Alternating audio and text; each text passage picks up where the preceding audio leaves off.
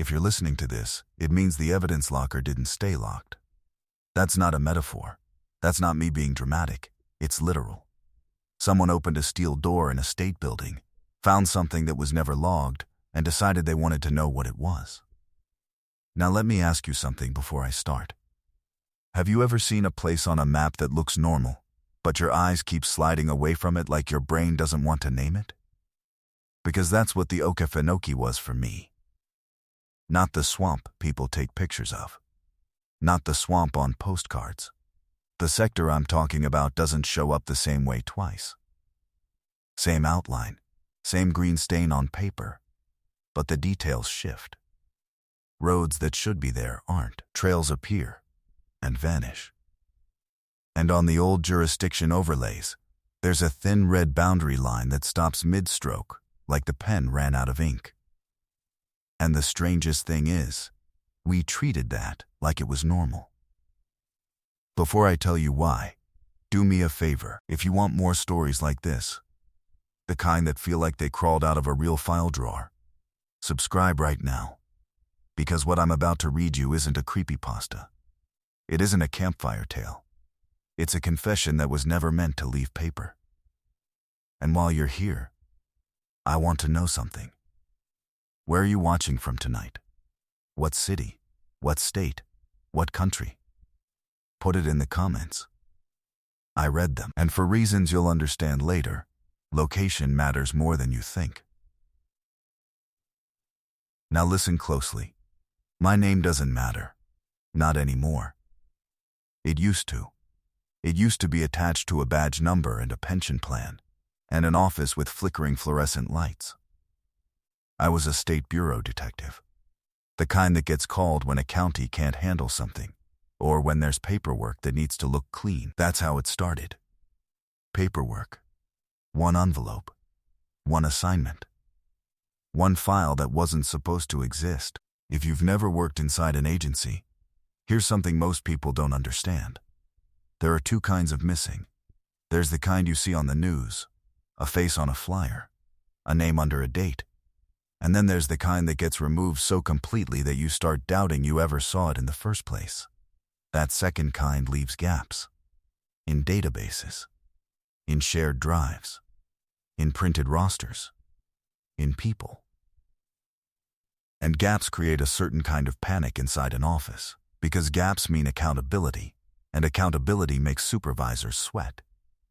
So they send someone like me. Quiet. Methodical. No ego. Someone who can walk into a building, open a cabinet, compare signatures, and fix a discrepancy without making it a story. I was good at it.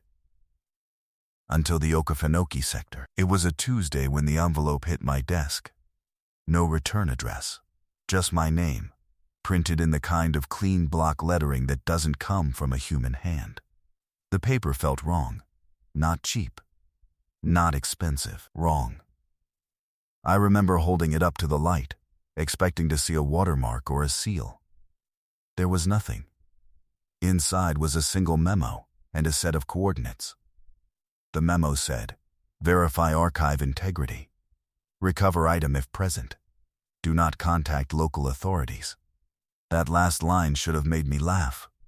It should have made me call my supervisor. Instead, I nodded like it made sense, like I'd seen instructions like that every day of my life. That's one of the first things I can't explain. Not real.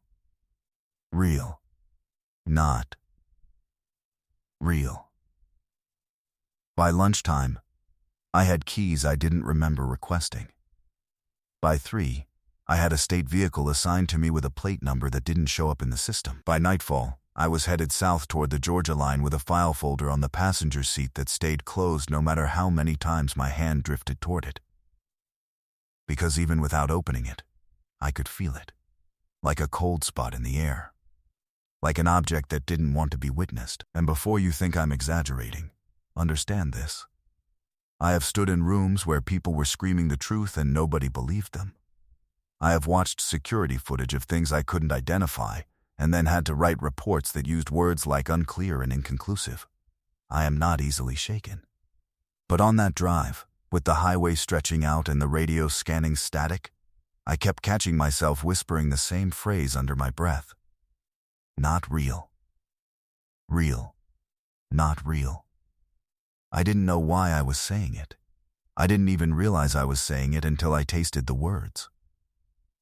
When I crossed into Georgia, the weather changed in a way that didn't match the forecast. The air thickened. Not humidity. Thickness, like moving through water, only you're breathing it. My phone lost service so completely it didn't even show the usual bars with an X. It just went blank, like it had forgotten it was supposed to be a phone. The GPS didn't reroute or error out. It kept showing my position, but the road lines on the map blurred, then sharpened, then blurred again. The blue dot was steady. The world around it wasn't. I passed a sign that said Okefenokee. Half a mile later, I passed another, then another.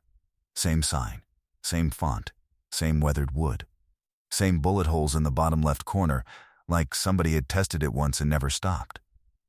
That's when I pulled over. I got out. The night air smelled like wet pine and mud. The road behind me was empty. The road ahead was empty. The trees on both sides leaned in, close enough that if I reached out, my fingertips could brush the hanging moss. And the silence wasn't natural. There should have been frogs. There should have been insects. There should have been something. Instead, it felt like the sound had been turned down. My tires ticked as they cooled. I could hear my own breath. I could hear the fabric of my jacket shift when I moved. I stood there with my hand on the driver's side door, looking at that third Okefenokee sign, and suddenly I knew something I had no business knowing. The swamp didn't care about me. The sector did. Sector is a word we used in the Bureau for administrative convenience, a way to divide a map with lines so budgets make sense. Sector A, Sector B, Sector C. But there, in the dark, it didn't feel like bureaucracy. It felt like a designation, a boundary, a warning. Like somebody had looked at that part of Georgia and said, "This is where we put the things that won't stay put." I got back in the car, and when I did, I saw the file folder had shifted. It was still closed, but it had moved closer to me, like it had slid across the seat while I was outside. I know what you're thinking. Cars tilt, seats aren't flat, objects slide.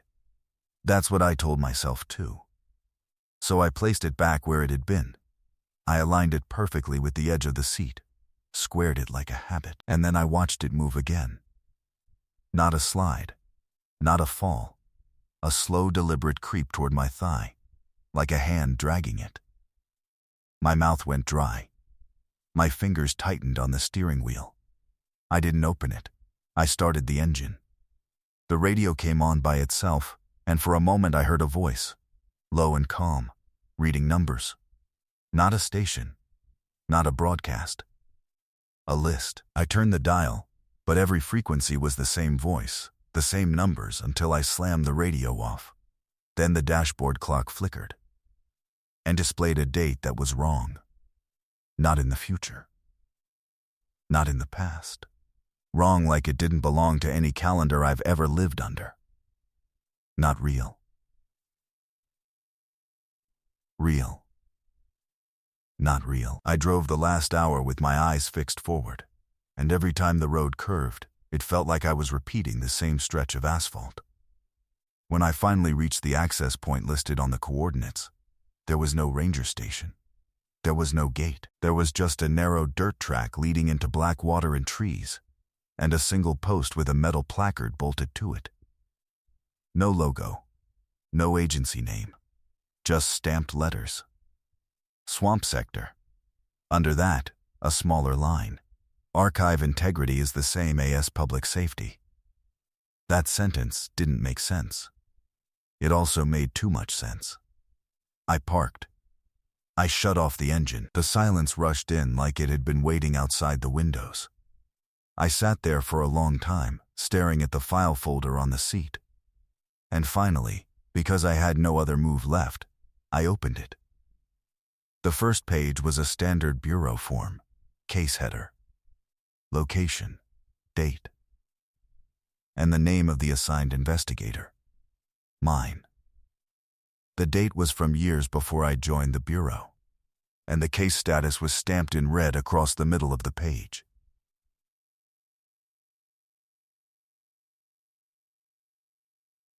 Active.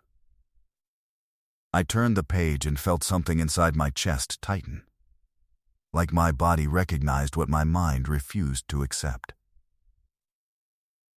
Because the next sheet wasn't typed, it was handwritten. In my handwriting. Not real. Real. Not real. And it began with a sentence I have never been able to forget, because even now, reading it aloud, it feels like the paper is reading me back. I was assigned to recover a file hidden deep in Georgia's Okefenokee Swamp Sector. I didn't read the whole handwritten page right away. That's an important detail, because later I tried to convince myself that if I had stopped sooner, if I had folded it back into the folder and driven away, I could have kept my life in a shape that made sense. But that isn't how it happened. I read it the way you read any document when you've spent enough years in government offices. You scan for names, dates, a summary. You look for what you're supposed to do next. You assume the paper is stable.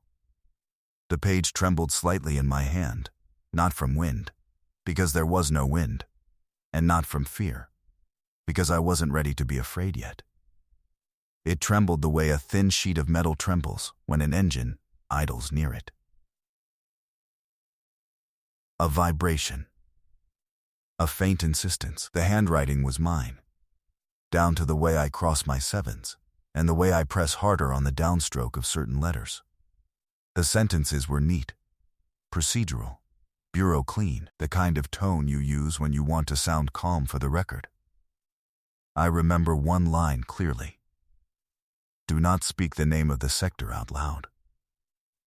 I glanced up at the trees as if they might have heard me think it. The swamp beyond the dirt track was a dark flat sheen with patches of grass and lily pads that looked like torn paper floating on ink. Farther in, the cypress trunks rose like black pillars. Moss hung in strands, motionless, like it had been frozen mid-sway. No frogs, no insects, no birds, only my breathing. Not real. Real. Not real. The memo I'd been given had coordinates. They matched what was on this page. The handwritten report stated that the file was contained within a submerged operations cache, tagged under a designation I didn't recognize. Under it, a note, recovery required. Do not involve local law. Do not involve park staff. That part should have seemed absurd. Instead, it felt like a reminder. As if I'd already been told once and had forgotten. I closed the folder and set it on the dashboard. I wanted both hands free. I wanted space between my skin and that paper. I sat very still and listened, waiting for the swamp to do something dramatic. It didn't. That was worse. Because when something leaps out, you can name it. You can react. You can say, that was real. But when nothing happens, your mind starts building its own shapes out of silence. I stepped out of the car. The air hit me like a warm, damp cloth, but underneath it there was a colder thread, like water seeping through a crack. My shoes sank slightly into the dirt shoulder. The track ahead looked unused, but not abandoned.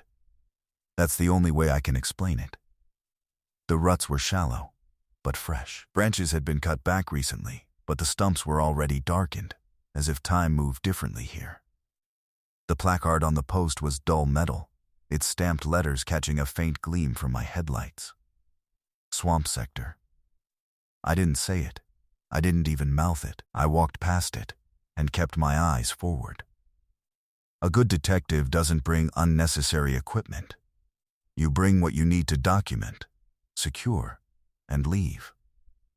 I had a flashlight, a radio that didn't work, a sidearm I didn't trust myself to use in a place like this, and a field bag with evidence seals. My flashlight beam cut a narrow cone through the darkness. It picked out floating motes in the air, pale specks drifting slowly like ash. But there was no fire smell. Only wet earth and that faint metallic tang you sometimes get around standing water.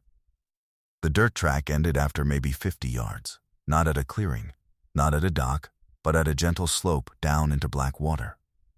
This is where most people would stop. And if you're listening, you might wonder why I didn't.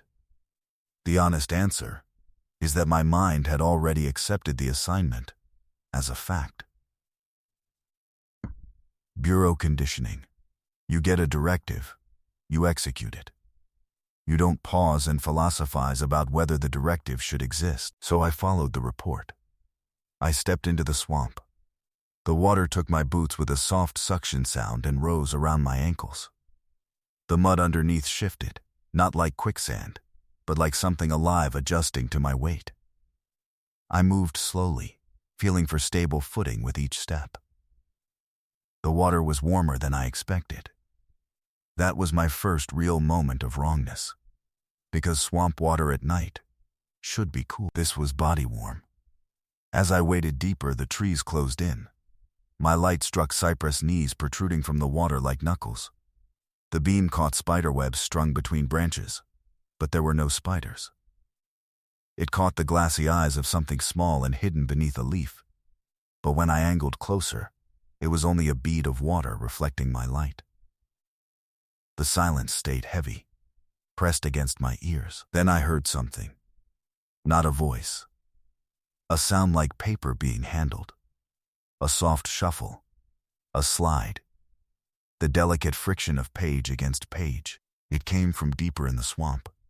I stopped moving. The water settled, ripples fading. The sound stopped too. Not real. Real. Not real.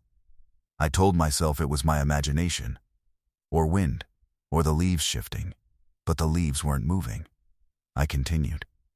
After another minute, I found the first marker. It wasn't a sign. It was a ribbon tied to a branch, pale and damp, flutterless. Someone had knotted it high enough that it wouldn't drag in the water. The ribbon looked old but not decayed. It held its color too well, like fabric preserved in a drawer. I shone my light along the route and saw another ribbon, and another beyond that. A trail. Not for tourists, for someone who knew where they were going. The report in the file had described this path in the same blunt language you'd use to describe a hallway. Proceed past the third ribbon. At the fourth, turn toward the leaning cypress. The cache is anchored beneath the root swell. I hadn't read those lines out here. I knew them anyway. I followed the ribbons, counting them under my breath. 1, 2, 3. At 3, the swamp felt different. The water thickened, not physically, not like jelly, but visually. My flashlight beam seemed to dull. The darkness ahead looked less like absence and more like a surface. At ribbon 4, I saw the leaning cypress.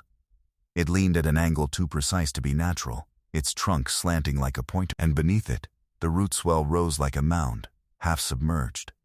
The water around it was still, the lily pads perfectly spaced, as if arranged. I moved toward it. My boots found firmer ground near the roots. The mud here was packed down, not by animals, by repeated human steps. I crouched and shone my light along the root swell. At first I saw nothing but bark and water. Then the beam caught metal. A chain, dark with rust, looped around the base of the root and disappearing into the water. I reached down, fingers sinking into warm black water, and followed the chain. It led to something heavy. A filing cabinet, not a crate, not a waterproof case. A filing cabinet, half buried in mud like a relic someone wanted to hide in plain sight. The cabinet was the color of old bones, its paint blistered. A padlock hung from its handle, swollen with corrosion. But when I lifted it, it moved too easily. The lock was still closed, but it wasn't secured. The shackle had been cut cleanly and then positioned to look intact. Someone wanted it to seem locked. My throat tightened. I glanced behind me into the trees. The ribbons hung motionless. The water held my reflected light like an eye. I pulled the drawer. It opened with a slow, smooth glide, the way a well-maintained drawer opens. That should have been impossible. Inside, hanging files were arranged neatly, their tabs labeled in faded type. Some were blank. Some bore numbers that didn't match any system I'd used. The folders were dry. No mold, no dampness, no smell of rot. And in the center, like it was waiting, was a single manila folder without a tab. My hand hovered. The folder looked clean in a way that didn't belong in swamp water. The paper was the shade of old office files, but the edges were crisp. A faint imprint pressed into the front cover, as if someone had written on top of it with pressure but no ink. I ran my thumb lightly across it. Letters emerged in the indent, readable only when the light hit it right. My last name, my badge number, and a stamped designation beneath it. Okefenokee Sector Archive. My stomach dropped. My mouth went dry. I had never seen that stamp before in my life, but my hands moved as if they recognized it. I lifted the folder out of the cabinet. It was warm, not warm from the air. Warm like it had been held against skin. Not real. Real. Not real. I stepped back from the cabinet, water sloshing softly around my boots. In the distance, deep in the trees, something shifted with a faint splash. I swung my light toward it. Nothing. No ripple, no movement, only dark trunks and hanging moss. I told myself to hurry, document, secure, leave. I carried the folder back toward the track, following the ribbons in reverse. One point in my mind kept repeating a procedural phrase like a prayer. Chain of custody. Chain of custody. When I reached the dirt slope and stepped out of the water, the air felt thinner. Not less humid, just less pressing. I didn't realize how much the swamp had been leaning into me until I left it. I got into the car, shut the door, and for the first time since arriving, I felt briefly safe. Then I looked at the folder in my lap. The cover was still blank to the eye unless you angled it. No ink, no obvious label. But when I opened it, the first page was a bureau intake sheet with a typed header. Case type, archive recovery. Location, Okefenokee Swamp Sector. Assigned investigator, ME. And beneath that, in the notes section, a sentence that made my hands go numb. If you remove this file, you will become the missing item it was meant to replace. I stared at that line until the letters seemed to slide out of focus. I whispered the destabilizing phrase without meaning to. Not real. Real. Not real. Outside the windshield, the trees looked closer than they had before. Not closer by distance. Closer by attention. Like the swamp had shifted its focus onto the vehicle. I closed the folder, sealed it in an evidence bag with shaking hands, and pressed the adhesive strip down hard, as if plastic could protect me from paper.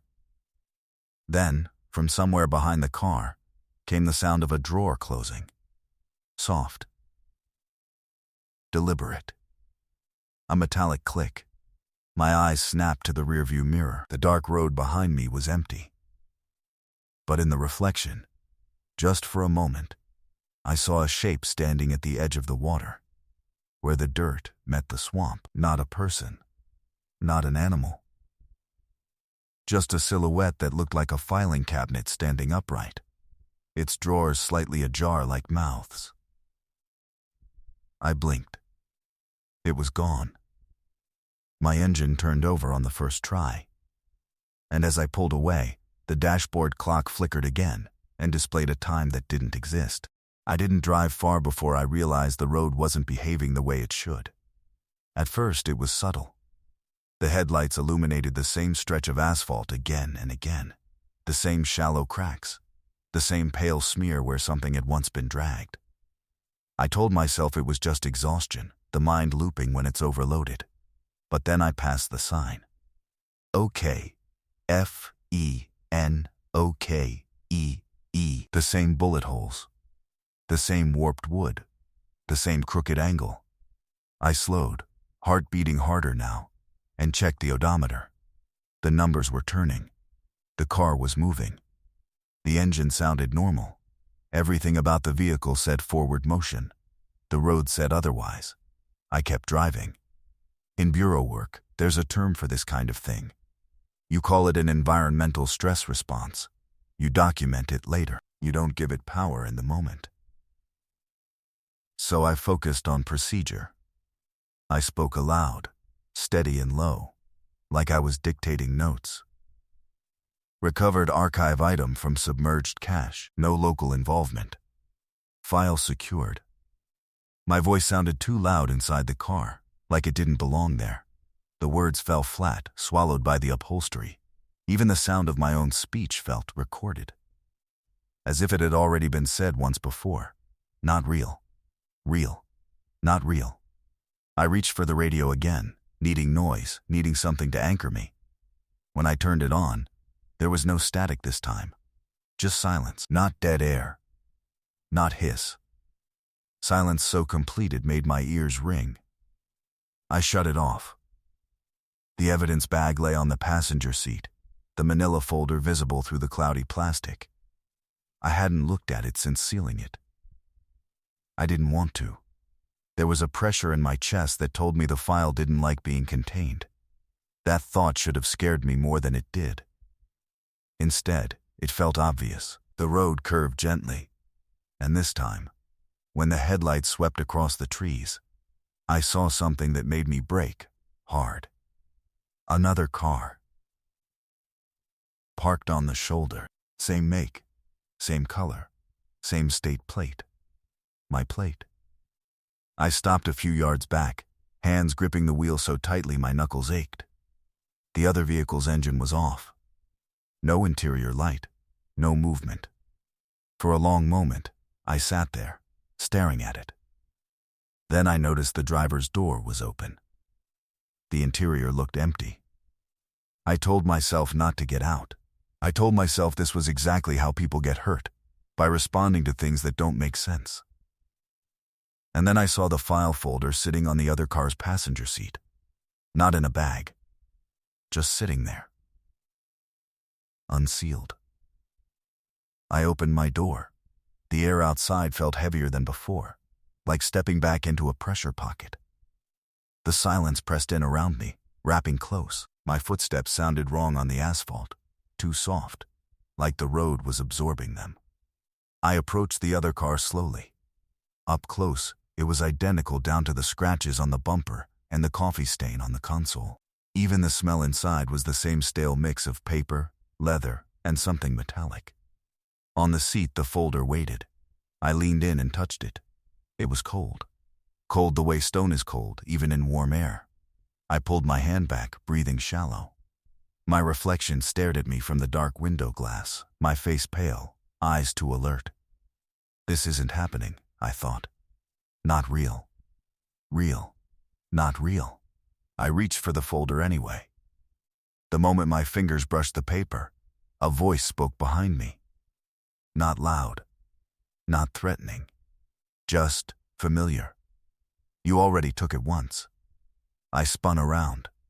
The road behind me was empty. No figure. No movement. The sound had come from everywhere and nowhere, like a memory spoken aloud. I backed away from the other car and returned to mine, heart hammer. I slammed the door shut and locked it, though I don't know what I thought that would do. When I looked back, the other car was gone. No tire marks. No sign it had ever been there. Only empty road and trees that leaned in a little closer than before.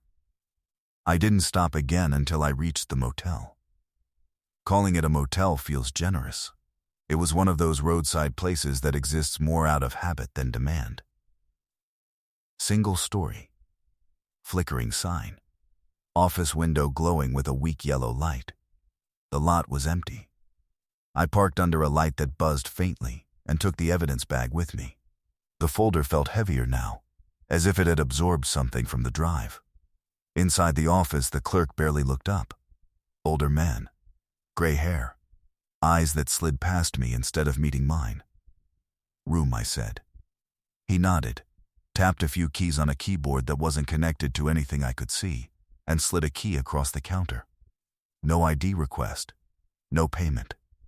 Checkout's at 11, he said, voice flat. What day? I asked, before I could stop myself. He paused. Same as yesterday, he said, and then added, almost as an afterthought, don't open anything you didn't bring in with you. I stood there, waiting for him to explain. He didn't. My room smelled faintly of bleach and damp carpet. The curtains were already drawn. I set the evidence bag on the small table and locked the door behind me, then leaned against it, breathing hard. I hadn't realized how tightly I'd been holding myself together until that moment. I went through my routine like muscle memory. Shoes off, jacket hung, gun placed on the nightstand, notebook out. Then I sat on the edge of the bed and stared at the bag. I told myself I needed to inventory it properly. That's what you do with recovered materials. You document condition. You verify contents. My hand hovered over the seal. For a long time, I didn't move. When I finally broke the seal and slid the folder out, the room seemed to dim slightly, like a cloud passing over a sun that wasn't there. I opened it. The first pages were the same as before. Intake sheet. Assignment details. My name. Then I reached a section I hadn't seen yet. Photographs. Black and white. Grainy. Time-stamped. They showed the swamp, the ribbons, the leaning cypress, the filing cabinet, and me, wading through black water, flashlight in hand, standing at the cabinet, lifting the fold. In every photo, my face was turned slightly away from the camera, as if whoever took them had been careful not to capture it fully. My throat tightened. I flipped to the next page. An interview transcript. Interviewee. Redacted. Interviewer. Detective. Date. Unavailable. The responses were unsettlingly calm. Q. How long have you been in the sector? A. Long enough to know it doesn't like being ignored. Q. What happens to the files that aren't maintained? A. They walk. I swallowed and turned the page. There were notes in the margin. My handwriting again. He doesn't remember agreeing to this. Agreeing to what? The next section was labeled Incident Report. It described an attempt to remove an archive item without authorization. The consequences were listed in bullet points. Temporal dislocation. Identity duplication.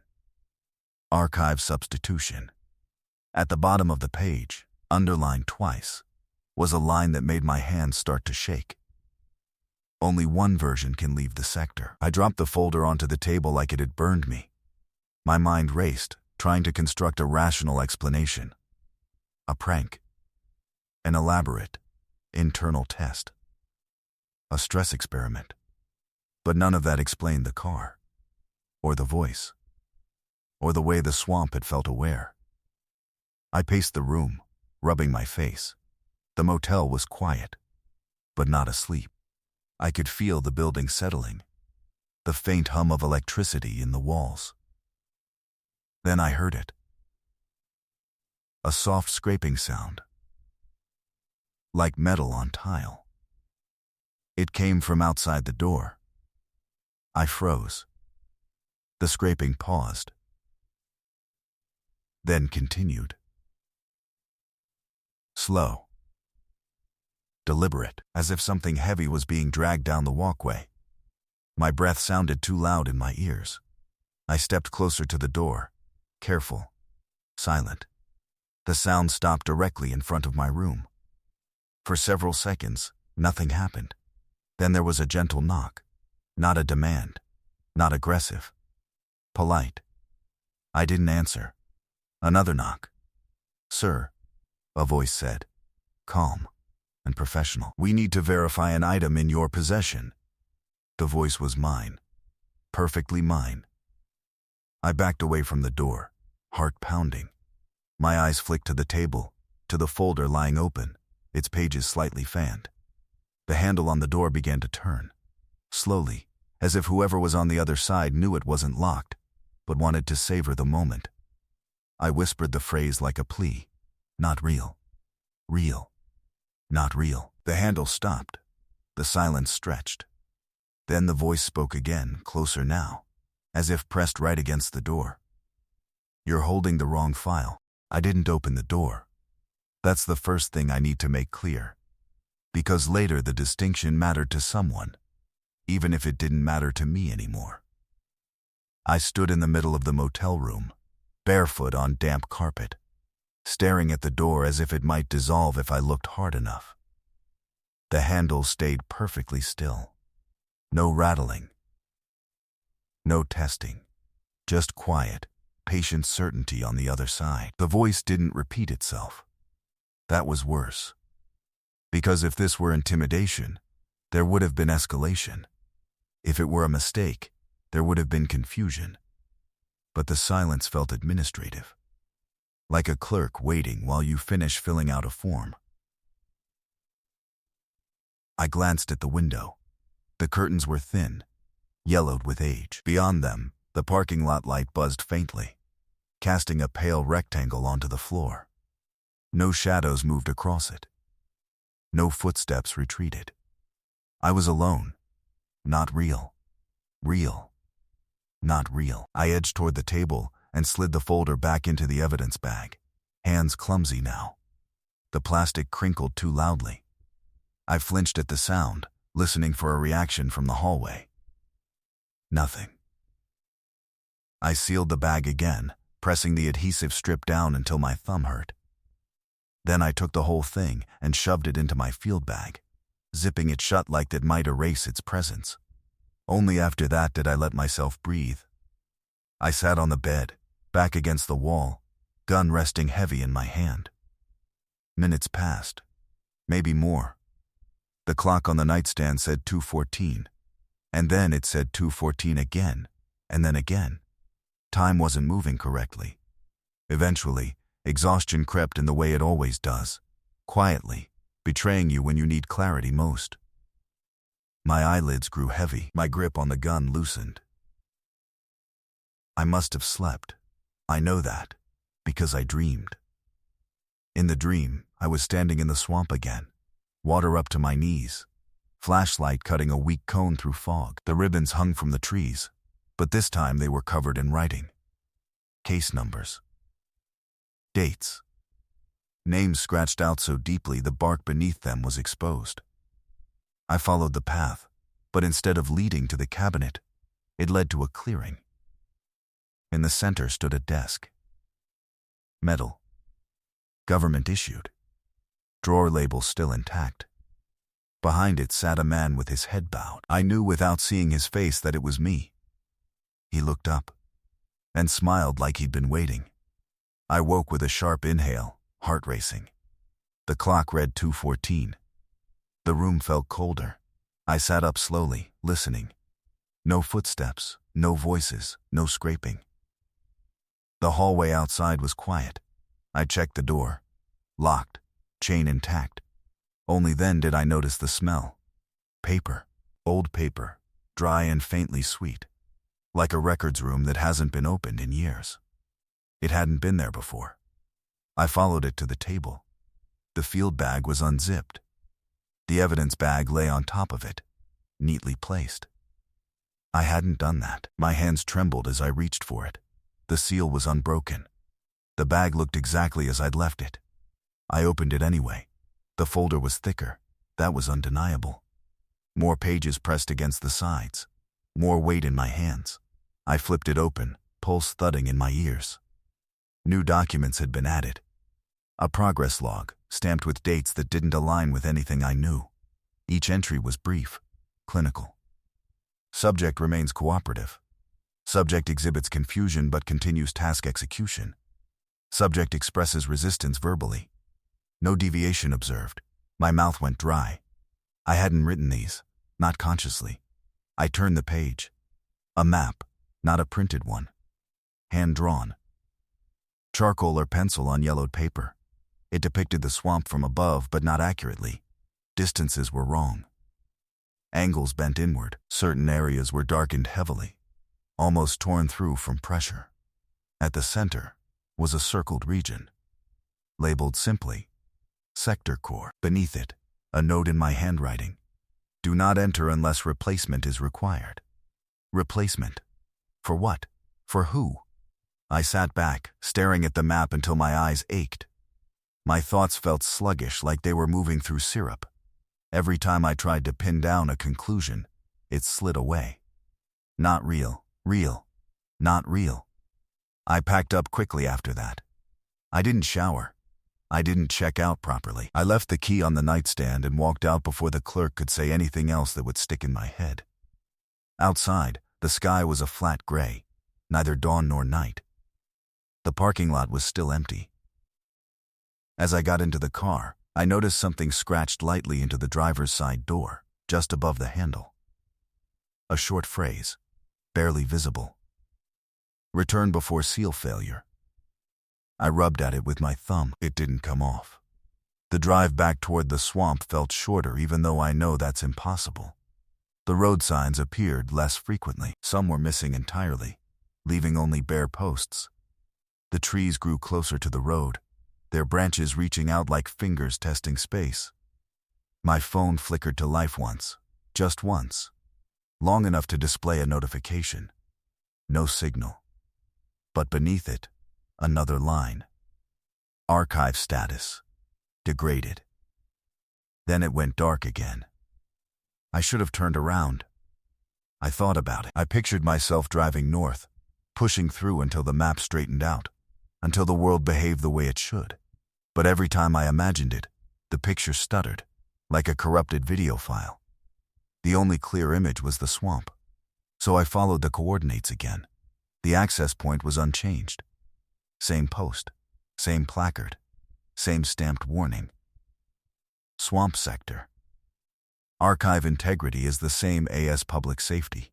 I didn't pause this time. I took the path into the water, boots filling immediately, mud welcoming me back like it had been holding my shape. The ribbons were still there, but now there were more of them. Not just pale fabric. Some were strips of paper. Some looked like torn file folders, their edges ragged. Others were plastic evidence tags, numbers smeared and unreadable. They rustled faintly as I passed, though there was no wind. The sound followed me, a soft chorus of friction. Paper on bark, plastic on branch. Ahead, the leaning cypress waited. The cabinet was still there, half submerged, but its drawers were all open now. Empty. I stepped closer, heart pounding. The water around it rippled, though nothing moved beneath the surface. I felt that same pressure again, that sense of being observed, measured. Behind me, something shifted. I turned slowly. There were footprints in the mud.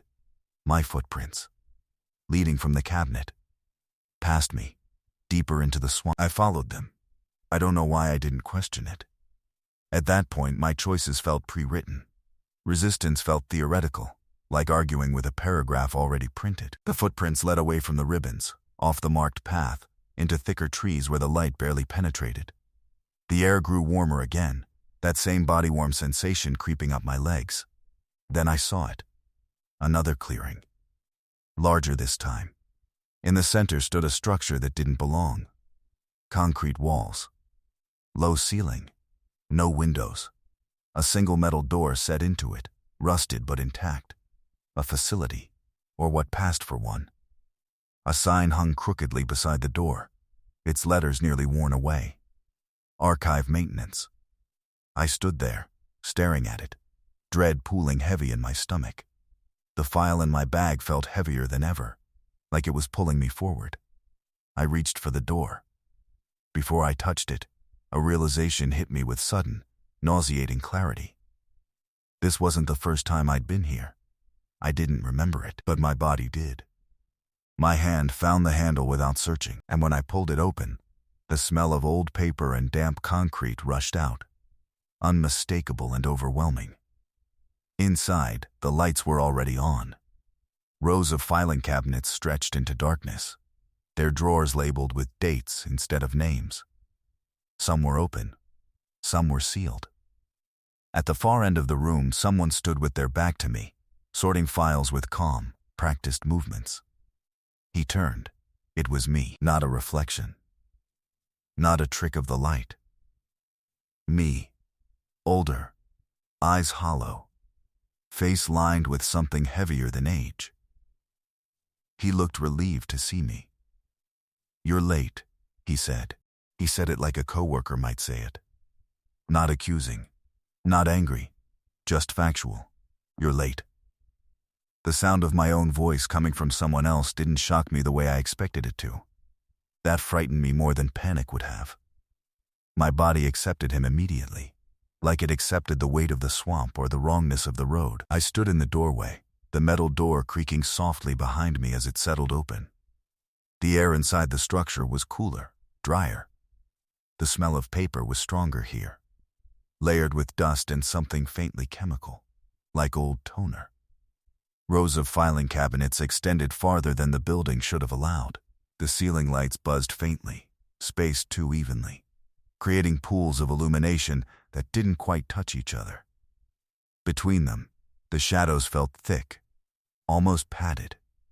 The other me held a folder in his hands. Not mine. Older. Edges worn soft. Tabs bent from use. He slid it into a drawer and closed it with care, fingers lingering on the handle for a moment before turning back to me.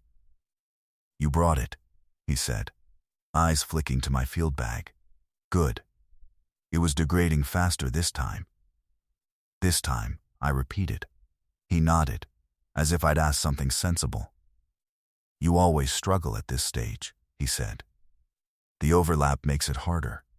My mouth felt dry. I forced myself to speak, to assert something, anything, that resembled control. "What is this place?" He considered the question, tilting his head slightly. "This is where unfinished things go," he said. "Cases that don't resolve cleanly. People who don't fit the end they were supposed to have." He gestured around us. "Paper lasts longer than memory. Someone figured that out a long time ago." I took a step inside. The door didn't close behind me. It stayed open, framing the dark swamp beyond like a mouth that hadn't decided whether to swallow or spit me out. I looked at the cabinets more closely. Each drawer bore a date range. Some stretched back decades. Others had ranges that didn't make sense, overlapping years that shouldn't touch. One drawer near me was labeled with a single year, the year I was born. I reached toward it. "Don't," he said. The word wasn't sharp. It wasn't a command. It was weary. "That one's not ready to be sealed yet." I pulled my hand back. "Not real. Real. Not real." "How many times?" I asked. "How many times what?" he said. "How many times have I been here?" He smiled faintly, the expression pulling at his face in a way that made him look older than he was. "Enough that you stop asking eventually." He moved past me, his shoulder brushing mine as he crossed the room. The contact sent a jolt through me. Not like touching another person, but like static discharging. For a split second, my vision doubled. I saw the room from two angles at once. Then it snapped back. "You were supposed to bring the file directly," he said over his shoulder. "The detour caused duplication." "Duplication of what?" He stopped beside another cabinet and opened a drawer. Inside were photographs, not loose, filed, labeled. Faces stared back from glossy paper. Men, women, different ages, all with the same hollow-eyed look. "All of these were investigators," he said quietly. "Archivists, auditors, anyone who tried to understand instead of just maintain."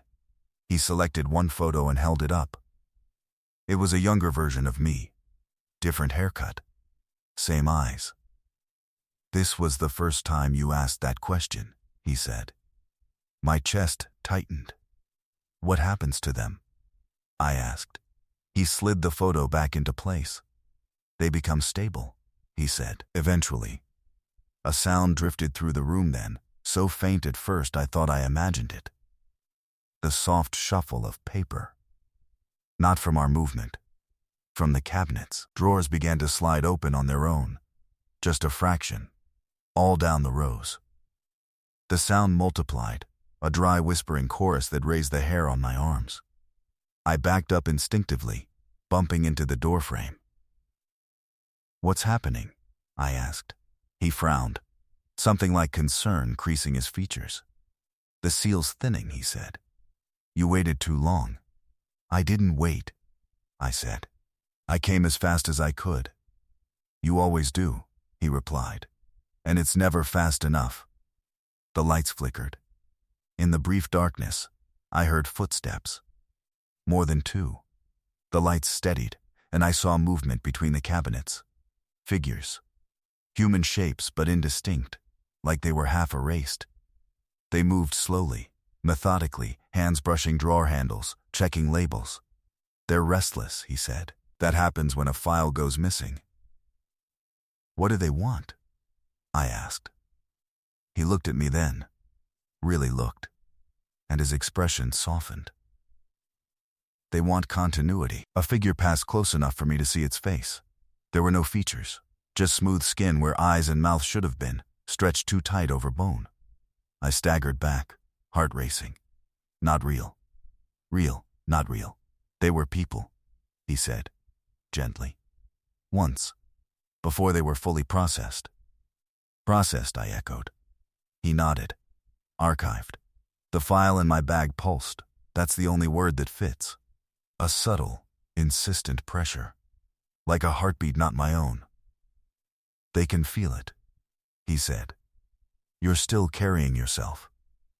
"I'm not giving it to them," I said, though I wasn't sure what I meant by that. He approached me slowly, hands raised, palms open. "You don't give it to them," he said. "You give it to the sector." "What does that mean?" "It means you stop trying to leave with it." The figures were closer now, forming a loose ring around us.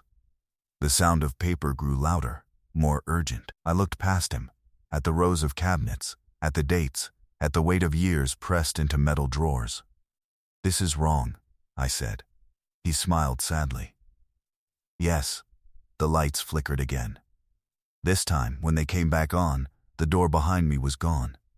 Where it had been was now another row of cabinets, identical to the rest. I spun, panic flaring. "There was a door," I said. He nodded. "There always is," he said. At first, the figures stopped moving. All at once, they turned their blank faces toward me. The file in my bag grew unbearably heavy. "Give it here," he said, holding out his hand. "Before the sector corrects the imbalance itself, what happens if I don't?" For the first time he hesitated. "Then, you'll stay unfinished," he said, "and someone else will be sent to replace you." A low sound rolled through the room, like distant thunder muffled by walls of paper. A drawer slammed shut somewhere behind us. Then another. And another. I realized with sick clarity that the cabinets weren't closing randomly. They were closing in order. Toward us. Not real. Real. Not real. My hand tightened around the strap of my bag, and in that moment I understood something I hadn't before. The file wasn't documenting me. It was teaching me how to take his place. The realization settled into me slowly, like silt sinking through water, not with panic, with recognition. That was the most disturbing part. I didn't suddenly feel trapped. I felt positioned, like a chair being slid into place beneath someone who has already begun to sit. The other me watched my face carefully, as if tracking the moment my understanding crossed a threshold. "You're starting to see it," he said. The cabinets continued to close, one by one, the sound steady now. Not frantic, not angry, procedural. The figures between the rows adjusted their positions with each slam, stepping back, making room, guiding the narrowing space toward us. I shifted my weight without thinking, aligning myself with the open floor the way you do when you know traffic patterns, when you understand flow. That scared me more than the figures. Not real. Real. "Not real, you don't have to force this," I said, though the words felt weak, even to me. He nodded. I never do. I glanced down at my field bag. The strap cut into my shoulder. My arm ached from carrying the weight for too long. A deep ache that felt older than the day. How long have you been here? I asked him. He didn't answer right away.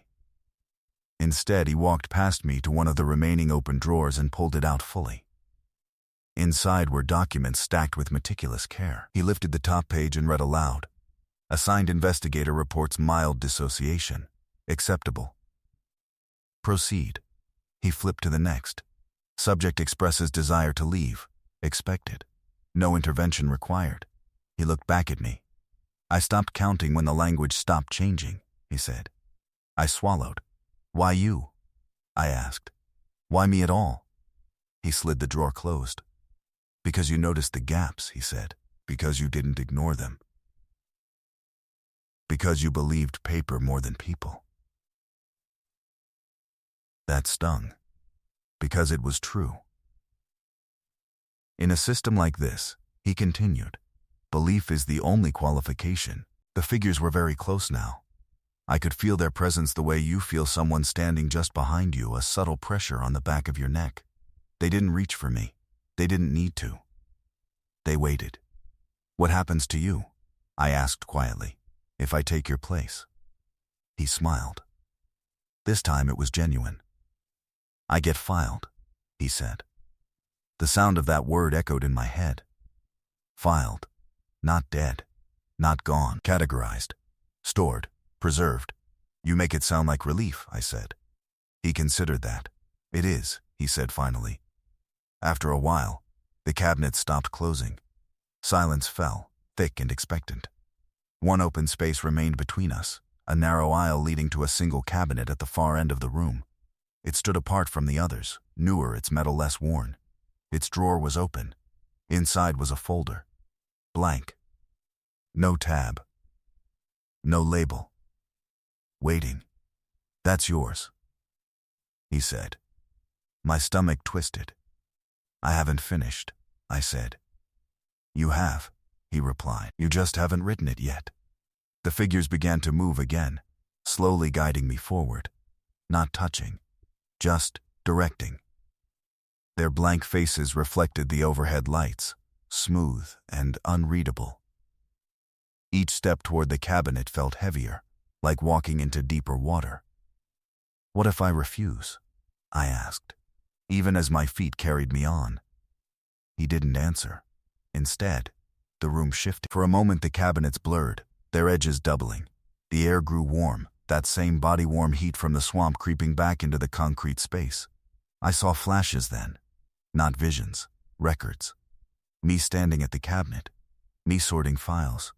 Me watching another version of myself arrive, confused, afraid. Me saying, "You're late."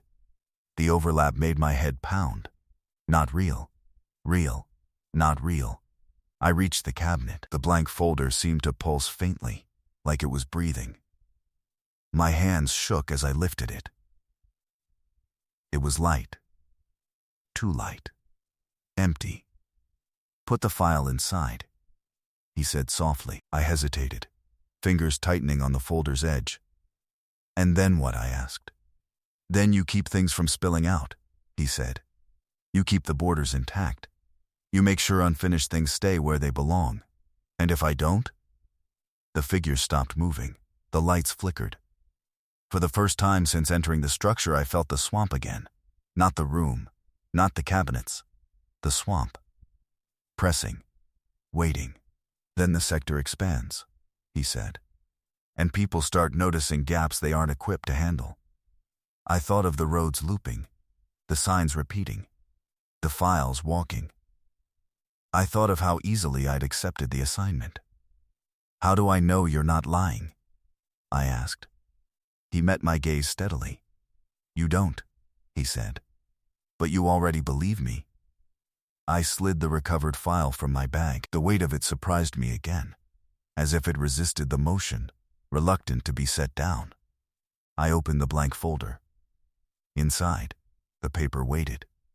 Pristine. My hands moved on their own. I placed the recovered file inside.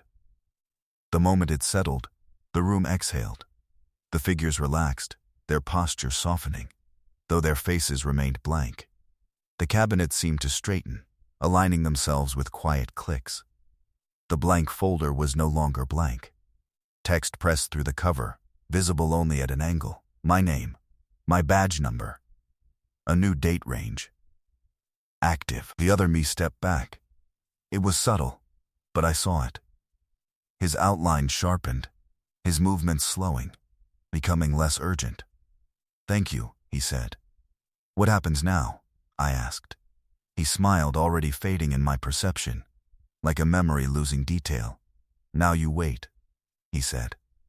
"And when the next one arrives," he gestured vaguely, "you make sure they understand just enough." The lights dimmed. The figures drifted back into the rows, their forms blending with shadow. I stood alone in the aisle, holding the folder. The cabinets were quiet now, stable, but as the silence stretched, I felt something else settling into me. A responsibility, a vigilance, a sense of watchfulness that didn't blink. I turned toward the rows of files, toward the dates and gaps and unfinished stories. My feet found their place behind the desk at the center of the room, as if they'd always known where to go. And somewhere, far beyond concrete and paper, I felt movement. A ripple, like someone opening a drawer they weren't supposed to. Time behaves differently once you stop measuring it. I didn't notice at first. That's the trick of it. There was no moment where I thought, "This is wrong." No clear boundary where hours turned into days or days into something else. The lights above the cabinets never changed. The air never cooled or warmed enough to mark a passing cycle. Things simply continued. I learned the cabinets, not all at once. Gradually, the way you learn a building by walking it every day. Certain drawers resisted more than others. Some needed to be opened slowly, as if startling them would cause damage. Others slid out eagerly, overfilled, their contents pressing forward like they wanted to be acknowledged. I didn't read every file. I knew better. You don't read everything in an archive like this. You scan. You verify presence. You check integrity. You make sure nothing is trying to move when it shouldn't. And some things definitely tried. There were files that felt heavier than their contents justified. Files that hummed faintly when you passed them. Files that seemed to shift position when you weren't looking directly at them. Those required attention. I logged them. I repositioned them. I reinforced their drawers with fresh tags and dates that made sense only within the logic of the room. When I did my job correctly, the swamp outside stayed quiet. I knew that without being told. Sometimes, in the long stretches of stillness, I felt the pressure ease. The sense of something pressing outward would recede, like a tide pulling back. Other times, it surged. Those were the moments when new files arrived. They never appeared dramatically. No alarms, no announcements. I would turn a corner and find a drawer open that hadn't been before. A folder resting inside, like it had always been there. The handwriting varied. Some were typed, some were handwritten in scripts that wavered, letters collapsing in on themselves as if the writer's grip had weakened over time. They all followed the same structure. Assignment, incident, deviation, containment. None of them ended cleanly. I recognized patterns, certain phrases repeated across decades, across handwriting styles, road loops, duplicate sightings, voices on radios reading numbers, places that refused to stay mapped, people who noticed the gaps, not real, real, not real. I wrote that phrase more times than I can count. Sometimes in margins, sometimes as a header when nothing else would settle. It helped stabilize things. At least, that's what the older version of me had believed. And now, so did I. I don't know how long it was before I felt it again, that sense of approach. At first, it was subtle. A faint vibration in the metal drawers. A whisper of friction, paper on paper, spreading through the rows. Then, the lights flickered. I stood from the desk, heart quickening, despite everything I'd become accustomed to. This was different. This wasn't degradation. This was arrival. I moved toward the far end of the archive, where the cabinets nearest the boundary were kept. The ones that always felt warmer, like they were closer to something alive. A drawer slid open on its own. Inside was a folder I hadn't seen before. New. Clean. Too clean. I lifted it carefully. The weight was familiar. Uncomfortable. Inside, the first page bore a header stamped in red. Archive Recovery. Location: Okefenokee Swamp Sector. Assigned investigator. The date was recent. Very recent. My hands tightened on the folder. The paper beneath my fingers trembled faintly. That same idle vibration I remembered from the first handwritten page. All those cycles ago. I closed my eyes. Not real. Real. Not real. When I opened them, the room felt smaller. The cabinets leaned in slightly. Attentive. I heard footsteps then. Not inside the archive. Outside. On dirt. On shallow water. Slow. Careful. Someone moving the way you move when you don't trust the ground beneath you. I walked to the far wall and rested my hand against it. Through the concrete, faint but unmistakable, came the sound of a vehicle engine shutting off. A door opening. A human breath, sharp with uncertainty. I exhaled slowly. I knew what I was supposed to do. I straightened the desk. I aligned the files I'd been working on. I placed the new folder at the center, where it would be easy to see. Then I took my position behind the desk. The footsteps drew closer. I heard a splash. Then another. The sound of fabric brushing against branches. A flashlight beam swept briefly across the far wall, its glow bleeding faintly through the concrete like a memory of light. The door handle rattled. Paused. Turned. The door opened. Cool, damp air rushed in, carrying the smell of swamp water and fear. A figure stood in the doorway, silhouetted against the dim light outside. They hesitated, just as I had. I felt a strange pull in my chest then. Not empathy, not quite. Recognition. They stepped inside. The door remained open behind them. For now. I looked up. "You're late," I said. The words settled into the room, familiar and complete. Their eyes met mine. Wide, searching, already trying to make sense of gaps they didn't yet understand. And as they stood there, clutching a file they hadn't meant to find, I felt the archive steady itself around us. The cabinets were quiet. The sector held. For the moment, I don't know when I started recording this. That's the problem with endings in a place like this. You don't feel them arrive. You only notice later that something is already passed. The recorder was on the desk one day. Small. Black. Standard issue. No label. No property tag. I don't remember bringing it here. I don't remember deciding to speak, but the light was blinking, steady and patient, and my hands knew what to do with it. So I talked. At first I told myself it was for documentation. A redundancy. Paper fails, ink fades, drives corrupt. But sound has a way of lingering, of leaking into places it wasn't meant to go. That felt appropriate. If you're hearing this, then the archive is unstable again. Or someone decided the risk was worth it. Either way, you shouldn't be here. The person who came through the door after me is still standing in the aisle as I speak. I can see them in the reflection of a cabinet drawer across the room.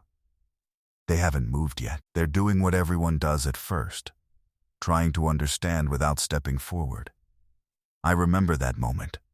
I remember thinking if I could just ask the right question, everything would click back into place. It doesn't work that way. This place doesn't respond to questions. It responds to pressure, to attention, to neglect. That's why files matter. I used to believe archives were passive. Storage. History flattened into paper. I was wrong. Archives are active systems. They decide what persists and what gets smoothed over. They decide which mistakes get corrected and which get buried so deeply that people forget they were ever mistakes at all. The Okefenokee sector isn't haunted. It's maintained. The swamp isn't alive. It's patient. I can feel it even now, beyond the concrete and steel, a slow, expansive awareness, pressed against the boundaries we pretend are solid. Every time a drawer sticks, every time a file swells with new pages, every time someone notices a gap they shouldn't, that pressure increases. And someone has to answer it.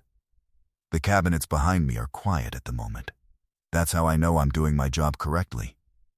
Silence here isn't absence, it's compliance. But it never lasts. I hear the new investigator breathe. A shallow inhale, controlled, professional. Still pretending this is a situation they can leave. They're holding the file too tightly. I can see it in their posture. They haven't realized yet that the weight isn't physical. I clear my throat. The sound echoes more than it should. I don't tell them everything. I can't. The system doesn't allow full transfer. It never has. Too much knowledge causes fractures. That's in the files too, buried under language like cognitive overload and exposure response. So I give them the same shape of explanation I was given. Enough to function, not enough to escape. I tell them this place exists because some things don't resolve cleanly. I tell them the file they found was never meant to be removed, only rotated. I tell them the sector doesn't like gaps. They ask me how long I've been here. I give them an answer that means nothing outside these walls. They ask me what happens if they leave. I don't answer that one. Instead, I slide the blank folder across the desk. The moment it touches the surface, the cabinets react. A faint alignment, a soft metallic settling sound, like a building adjusting its weight. The swamp approves. The investigator looks down at the folder. Then, back at me. I see it in their eyes. That moment where disbelief gives way to recognition, where the phrase forms silently on their lips. Not real. Real. Not real. I stop recording for a while after that. Or maybe I don't. It's hard to tell. The recorder doesn't track time correctly in here. Sometimes it plays back things I haven't said yet. Sometimes it skips over hours where I know I was speaking. I find new segments saved under dates that don't exist. I delete most of them. This one I leave. Because something feels different. The cabinets have been restless lately. Drawers sticking. Files thickening faster than they should. I've had to reinforce the boundary more often. Rewrite labels. Re-anchor dates. The sector is under strain. Too many people noticing the wrong things. Too many roads looping. Too many signs repeating. The swamp doesn't expand quickly, but it does expand eventually. I hear the investigator behind me shift their weight. They're closer to the desk now. They haven't realized it yet, but they're already standing where they need to stand. The file is open.